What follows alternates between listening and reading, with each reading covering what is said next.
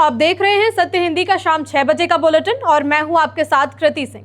उद्धव की शिवसेना में बगावत खुलकर सामने आ गई। बागियों ने बताया कि वो बगावत पर क्यों उतर आए हैं। उधर ममता बनर्जी को भी दोहरा झटका लगा है। एक तरफ हाईकोर्ट ने बागी विधायक ऋतव्रत बनर्जी को नेता प्रतिपक्ष पद पर बनाए रखा, तो दूसरी तरफ ममता की सुरक्षा हटाने का दावा किया गया है। दिल्ली हाईकोर्ट में टेलीग्राम पर बहस छिड़ी हुई है। इन्हीं खबरों पर इस बुलेटिन में बात करेंगे। लेकिन अगर आपने अब तक हमारे चैनल सत्य हिंदी का ऐप डाउनलोड नहीं किया तो जरूर डाउनलोड कर लें, ताकि आप ये बुलेटिन ऐप पर भी देख सकें। ऐप डाउनलोड करने के लिए लिंक आपको इस वीडियो के डिस्क्रिप्शन में मिल जाएगा। तो आइए रुक कर लेते हैं शाम की 5 बड़ी खबरों का। उद्धव के बागियों का लोकसभा स्पीकर को पत्र, कांग्रेस को बताया शिवसेना छोड़ने की वजह। ममता बनर्जी को झटका, बागी विधायक ऋतव्रत बनर्जी ही बने रहेंगे नेता विपक्ष। सरकार का बड़ा दावा, टेलीग्राम बना साइबर अपराधियों और आतंकियों का ठिकाना। दुनिया में कच्चा तेल सस्ता, मोदी सरकार बोली भारत में राहत के लिए करना होगा इंतजार। अमेरिका ईरान समझौते पर साइन के बाद अब स्विट्जरलैंड में होगी अंतिम बातचीत। उद्धव ठाकरे की शिवसेना यूबीटी छोड़ने वाले 6 बागी सांसदों ने लोकसभा अध्यक्ष को दिए अपने प्रस्ताव में दावा किया है कि उन्हें डर था कि आने वाले समय में पार्टी का कांग्रेस में विलय कराया जा सकता है। इसी आशंका ने उन्हें बगावत का रास्ता चुनने पर मजबूर कर दिया।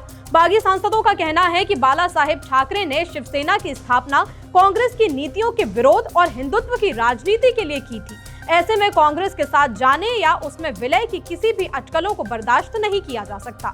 सांसदों ने आरोप लगाया कि मौजूदा नेतृत्व लगातार वैचारिक समझौते कर रहा था और इससे पार्टी की पहचान पर खतरा मंडरा रहा था। प्रस्ताव में संजय राउत के एक बयान का भी जिक्र किया गया है। सांसदों का दावा है कि जब राउत ने सार्वजनिक तौर पर टीएमसी को कांग्रेस में विलय करने की सलाह दी थी, तभी उनके मन में ये शक पैदा हो गया था कि भविष्य में शिवसेना यूबीटी को भी कांग्रेस के करीब ले जाया जाएगा। इसी वजह से पार्टी नेतृत्व पर उनका भरोसा टूट गया और उन्होंने फैसला किया कि वो पार्टी छोड़ देंगे। स्पीकर को पत्र सौंपने से पहले इन 6 बागी सांसदों ने दिल्ली में शिवसेना यूबीटी की संसदीय दल की अहम बैठक में ना पहुंचकर खुला विरोध जताया। व्हिप जारी करने के बावजूद भी 6 सांसद बैठक में शामिल नहीं हुए। इसे लेकर शिवसेना यूबीटी एक्शन मोड में है। पार्टी सांसद अनिल देसाई ने बैठक खत्म होने के बाद बताया कि गैर हाजिर सांसदों को कारण बताओ नोटिस जारी कर दिया गया है और उनसे पूछा गया है कि आखिर वो बैठक में क्यों नहीं पहुंचे। अनिल देसाई ने कहा कि पार्टी की ओर से सभी सांसदों को बैठक की जानकारी पहले ही दे दी गई थी।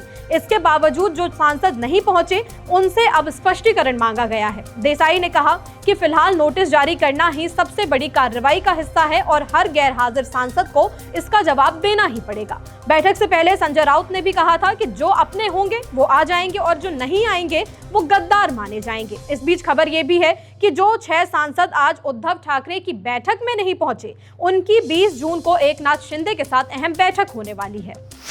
कलकत्ता हाईकोर्ट ने विधानसभा में नेता प्रतिपक्ष के पद को लेकर दायर याचिका पर अंतरिम राहत देने से इनकार कर दिया। इसका मतलब है कि बागी टीएमसी विधायक ऋतव्रत बनर्जी फिलहाल नेता प्रतिपक्ष बने रहेंगे। जस्टिस कृष्णा राव की अदालत ने साफ कहा कि शुरुआती तौर पर उन्हें ऐसा कोई भी मामला नजर नहीं आया जिसके आधार पर अंतरिम राहत दी जाए। अदालत ने कहा कि याचिकाकर्ता अंतरिम आदेश के लिए प्रथम दृष्टया मजबूत आधार और संतुलन साबित नहीं कर पाए हैं। इसके साथ ही कोर्ट ने सभी पक्षों को अगली सुनवाई से पहले अपने अपने हलफनामे दाखिल करने का निर्देश दिया है। मामले की अगली सुनवाई अब 28 जुलाई को होगी। इधर ममता को हाईकोर्ट ने झटका दिया, उधर सुरक्षा भी हटा ली गई। टीएमसी का आरोप है कि बंगाल की पूर्व मुख्यमंत्री ममता बनर्जी की सुरक्षा में लंबे समय से तैनात सुरक्षा कर्मियों को हटा दिया गया है। पार्टी ने इसे राजनीतिक प्रतिशोध और साजिश करार दिया। टीएमसी का कहना है कि ये कोई आम प्रशासनिक बदलाव नहीं है, बल्कि ममता बनर्जी को अलग थलग करने और उनकी सुरक्षा को कमजोर करने की कोशिश है। पार्टी ने दावा किया कि जिन सुरक्षा कर्मियों को हटाया गया है वो कई सालों से ममता बनर्जी के साथ तैनात थे, कुछ तो उनके रेल मंत्री रहने के समय से ही उनके साथ में थे। टीएमसी नेता कीर्ति आजाद ने भी एक्स पर लिखा कि उनके घर पर तैनात सुरक्षा हटाने के पीछे कोई गलत मंशा है और दावा किया गया है कि सीसीटीवी कैमरों पर भी सफेद टेप लगा दिया गया है। रीनीट से पहले टेलीग्राम बैन पर दिल्ली हाईकोर्ट में तीखी बहस छिड़ी हुई है। केंद्र सरकार ने अदालत में दावा किया कि टेलीग्राम अब नया डार्क वेब बनता जा रहा है, जहां साइबर ठग, अपराधी, आतंकवादी संगठन और दूसरे संदिग्ध नेटवर्क खुलकर सक्रिय हैं। सरकार का आरोप है कि नीट पेपर लीक से लेकर साइबर फ्रॉड, ड्रग्स तस्करी, आतंकी प्रचार, बच्चों के यौन शोषण से जुड़ी सामग्री और वित्तीय अपराधों तक कई गैर कानूनी गतिविधियों में टेलीग्राम का इस्तेमाल हो रहा है। सरकार ने कहा कि टेलीग्राम की प्राइवेसी और गुमनाम रहने की सुविधाएं अपराधियों के लिए सबसे बड़ा हथियार बन गई हैं। यूजर्स अपनी पहचान छिपा सकते हैं, जिससे जांच एजेंसियों को असली अपराधियों तक पहुंचने में मुश्किल होती है। अदालत में सरकार ने यह भी दावा किया कि टेलीग्राम पर एक अकाउंट से 40 तक बॉट बनाए जा सकते हैं, जिससे अपराधी नए नेटवर्क बनाकर कार्रवाई से बच निकलते हैं। फिलहाल केंद्र सरकार ने टेलीग्राम पर 22 जून तक लगी अस्थायी रोक को सही ठहराया है। अब सबकी नजर हाईकोर्ट की अगली सुनवाई पर है, जहां ये तय होगा कि टेलीग्राम पर लगी पाबंदियां आगे जारी रहेंगी या फिर नहीं। टेलीग्राम बैन पर छिड़ी बहस के बीच नीट यूजी री एग्जाम को बस 2 दिन बाकी हैं। इसी पर केंद्रीय शिक्षा मंत्री धर्मेंद्र प्रधान ने गुरुवार को एक उच्च स्तरीय समीक्षा बैठक की अध्यक्षता की, जिसमें शिक्षा मंत्रालय, एनटीए, राज्य सरकारों के वरिष्ठ अधिकारी शामिल हुए। इस बैठक में संदेश दिया गया कि परीक्षा प्रक्रिया में किसी भी तरह की लापरवाही बर्दाश्त नहीं की जाएगी। बैठक में यह भी बताया गया कि मंत्रालय के अधिकारी अलग अलग राज्यों में जाकर परीक्षा से जुड़ी तैयारियों की निगरानी करेंगे और सीधे एनटीए के कंट्रोल रूम को रिपोर्ट देनी होगी। अधिकारियों को यह भी निर्देश दिया गया है कि छात्रों को परीक्षा केंद्रों पर किसी भी तरह की परेशानी ना हो।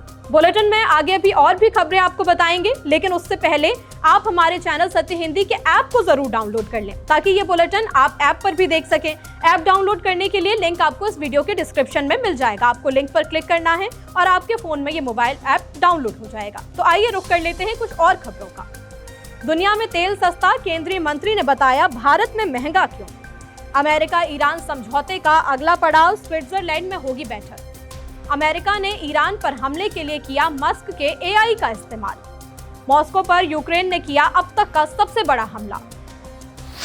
अंतर्राष्ट्रीय बाजार में कच्चे तेल की कीमतों में गिरावट के बाद लोगों को उम्मीद थी कि पेट्रोल और डीजल जल्द ही भारत में भी सस्ते हो जाएंगे, लेकिन फिलहाल ऐसा नहीं होने वाला है। केंद्रीय मंत्री सुरेश गोपी ने साफ कहा कि सस्ता कच्चा तेल भारत तक पहुंचने और उसका असर बाजार में दिखने में समय लगता है।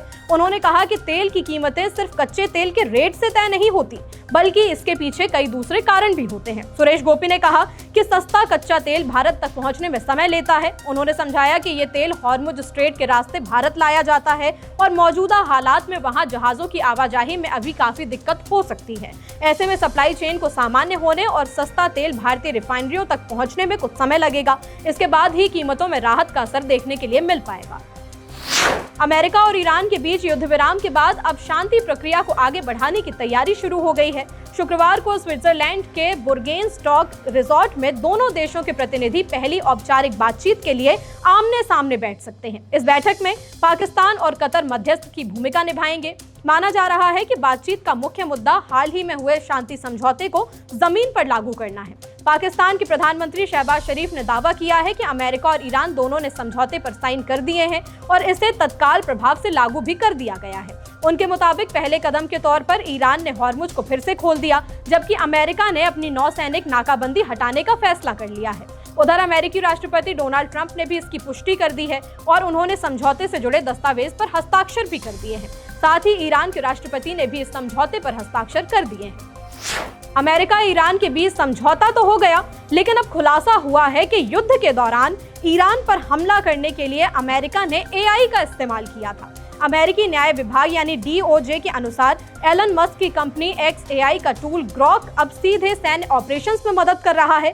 पेंटागन के AI प्रमुख कैमरन स्टैनली के हलफनामे के मुताबिक ग्रॉक को अमेरिकी सेना ने प्रोजेक्ट मेवेन में शामिल किया है। ये वही प्रोग्राम है जो AI की मदद से दुश्मन के टारगेट पहचानने और उन पर हमला करने के लिए इस्तेमाल किया जाता है। बयान में दावा किया गया है कि इस सिस्टम की मदद से कुछ ही दिनों में हजारों टारगेट्स पर हजारों हथियार दागे गए। ये खबर लोगों के लिए इसलिए भी चिंता का विषय बन गई है क्योंकि पहले ही AI से होने वाले खतरे को लेकर बहस तेज है।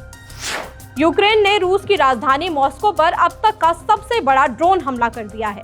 करीब 200 ड्रोन मॉस्को और उसके आसपास के इलाकों की ओर भेजे गए, जिससे कई जगह जोरदार धमाके हुए और आग लग गई। हमले के बाद आसमान में काले धुएं का घना गुबार दिखाई दिया, जिसने पूरे इलाके में दहशत फैला दी। रूस के मुताबिक इस हमले में 17 लोग घायल हुए हैं, जबकि दक्षिणी रोस्टोव क्षेत्र में एक तेल भंडार केंद्र पर हमला हुआ, जिससे एक व्यक्ति की मौत हो गई। मॉस्को की ऑयल रिफाइनरी पर भी निशाना साधा गया। सोशल मीडिया पर सामने आई वीडियो में धमाके की ताकत का अंदाजा इसी बात से लगाया जा सकता है कि तेल टैंक का विशाल ढक्कन हवाई में बहुत ज्यादा ऊपर तक उछल गया। इस हमले को लेकर यूक्रेन के राष्ट्रपति व्लादिमीर ज़ेलेंस्की ने कहा कि ये हमला कीव पर रूस के हालिया हमले का जवाब था। उन्होंने चेतावनी दी कि अगर यूक्रेन जलेगा तो मॉस्को भी जलेगा। फिलहाल शाम 6 बजे के बुलेटिन में इतना ही। देश दुनिया की हर खबर का अपडेट लेकर रात 8 बजे फिर से मुलाकात होगी। तब तक के लिए नमस्कार।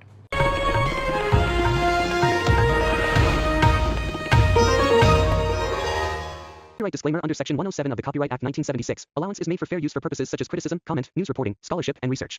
Fair use is a use permitted by copyright statute that might otherwise be infringing.